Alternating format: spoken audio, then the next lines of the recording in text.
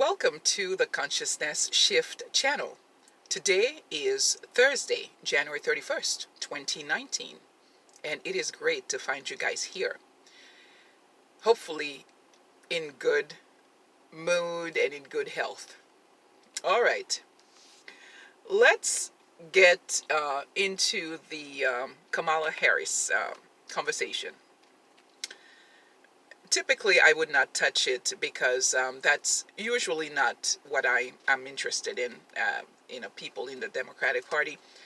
I don't usually speak of them so early in the phase of the upcoming elections of 2020. So I usually don't pay them any mind. But in light of the fact that she is of Caribbean origin or descent, whichever way they say it, and also that there's a lot being said about her. Personally, I feel about Kamala Harris the same way that I feel about Nancy Pelosi, about, I keep thinking Pocahontas, I'm sorry, but what is her name? Elizabeth Warren, and all the others. I really don't care about Democrats as a whole because I'm not involved in gender politics. I really don't agree with them on the core principles of the Democratic Party. I don't support what they support. And so, since we disagree on so much, I leave them alone. I only look at the one that comes out of their primaries, the actual candidate of the party itself. But this season, I usually don't even look at them, no matter how many there are and what they say and whatever the the political upheaval of their personal lives or business lives or political lives. I don't really usually look at them. But I'm going to speak of Kamala Harris, that even if she was a virgin, I would not vote for her. So it's to say that I really don't care about her personal life, whether she has ethics or lack of ethics. Remember, she hails from the great state of California. So she comes from a liberal state. She's a part of a very complex legislature, mired in all sorts of situations in California.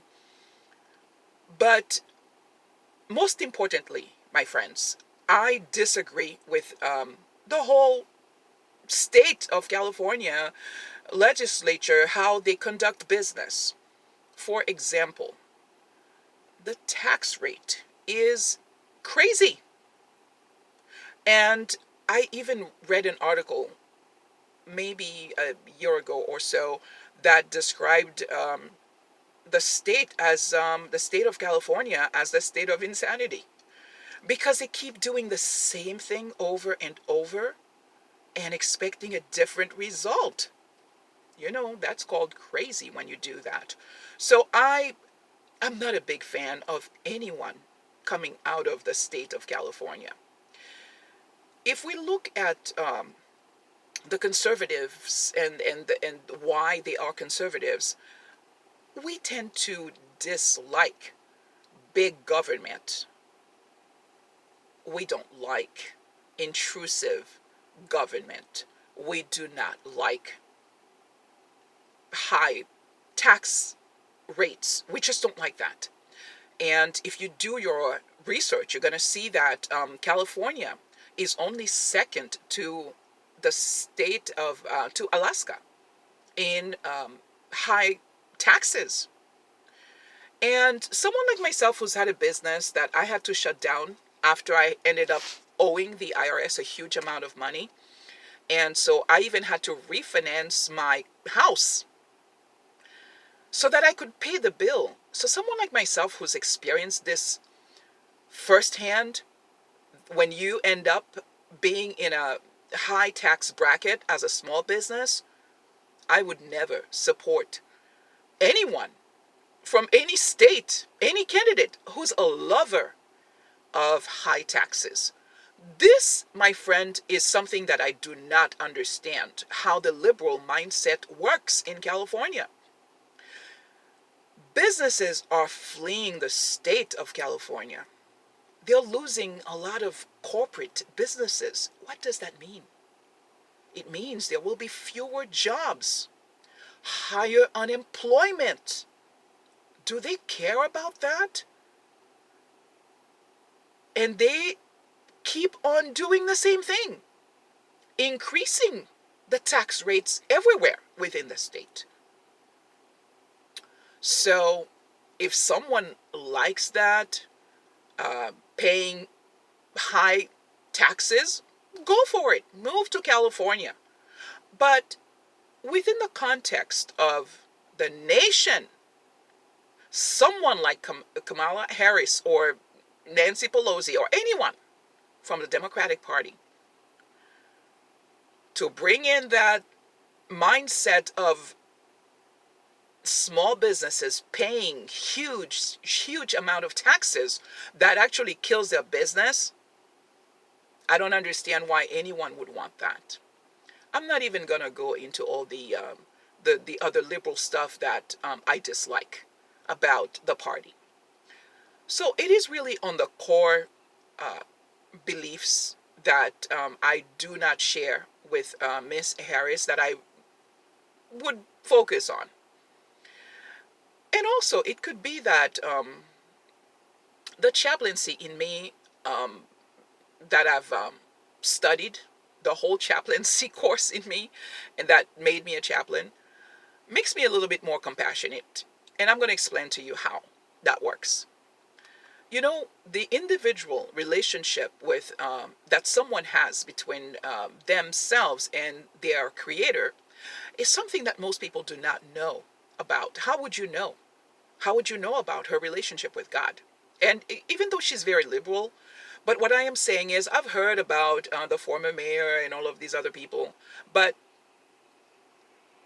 this is how I think on this. What if she repented privately? What if she repented to God and stopped and thinks that it's wrong and would not do it again? Who am I to judge her today in 2019 for something that happened and that she may have received forgiveness from God? Would you like to have your sins brought back to you after God had forgiven you? We don't know people's relationships. Unless someone is actively involved in that sort of situation and would actually bring it to the office, I think at that point you have to look at the ethics of that person and say, do I want a president that is involved, embroiled in these types of behavior? You know, some of us still remember what the years of Clinton were about. I mean, so many women were coming out one after the other. Even rape allegations and all sorts of things were being brought about. You know, I did not have sexual relations with that woman, remember? And then he lied and lost his law license, all these things. We remember. We know the consequences of doing this to a nation because we have other countries looking at us. And quite a few of them do have high standards, and they don't really enjoy seeing the leader of the world in many ways involved in those types of unethical activities. So there, I do understand why some commentators and YouTubers and others would touch on that. And it, you know, we are each given what we are to do, and I respect you know, the take that that the others share with us on Ms. Harris. But mine is mainly that I don't really care about Democratic Party candidates. No matter what they're running for, they don't have my support. I don't do gender, ethnic, or whichever way politics. I'm not going to vote for someone because you're black, because you're a woman, female, because you are Caribbean, because you are I don't know, tall, or whatever someone would think that they would relate to me. And I don't believe in politics this way. I don't look at politics that way. It's really the core principles. I mean, if you're going to raise my taxes and I'm going to have to refinance my house, and once I do that, it completely disengages me, and it's almost as if the government became my business partner and took a good 45% out of my um, revenue, and then it was very discouraging. Once you go through an experience like that, it really makes you lose your footing in business, especially um, when you are a young entrepreneur. And that happened over 20 years ago, actually, when I had to refinance my business. So that was very discouraging. So I'm not someone who would support the types of uh, legislators who love to to kind of raise taxes on the people.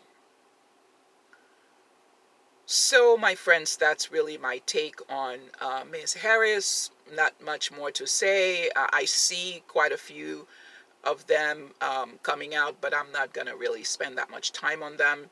I wish them the best, but I don't invest a lot of time in them. I believe that we have some urgent situations on the table and that we need to look at. President Trump has a lot on his plate, and you know, I prefer directing my attention to those issues and study them, look at them, debate them. But when it comes to the other stuff with respect to Democrats, I already know what they do. Like I said, the state of California is losing tons of people, both individuals and businesses. They're moving to Texas. And every year, I can drop a couple of numbers. They're averaging about 200,000 people leaving the state of California. So is that the type of legislator that I would want to have as the leader of the free world? I would not. So it doesn't even matter what the name is, what the gender is, and how they're gonna twist it. If you don't support me, it's because you say whatever you want. I don't believe in that type of politics. I look at what you're gonna do to this country, and I'm like, mm-mm. You're gonna destroy a bunch of small businesses. And I can tell you, lastly, on this subject, that I remember the first couple of years of Obama. They were a nightmare for small businesses. I mean, businesses were closing their doors. Sometimes we have to do a little bit of research and see for ourselves what electing the wrong person, putting the wrong person at the helm of anything, whether it's a congressperson or a senator or president or an assembly person or council, it doesn't matter the level, mayor. We have to look at a few things. Is this person really going to represent the people? Do they relate to the people of the community or municipality or the town or the country that they're going to be leading? So I'm not even going to go into other things that I would never vote Ms. Harris for. I would never vote for her on some other things that from the Caribbean that I do not like, and I would never vote for those types of connections and beliefs. So I'm not even going to go into that. But like I said, it's really on the core principles, on the core beliefs of where she hails from. It's a no from me. And that's that. All right, dear friends, don't forget to like, subscribe, and share this video. And thank you so much for all of you who subscribe. And don't forget to click on that bell so that when I go live, you guys will be made aware of that. Until my next video, my friends, stay warm, stay warm wherever you're viewing this from, and take care of yourself and of each other.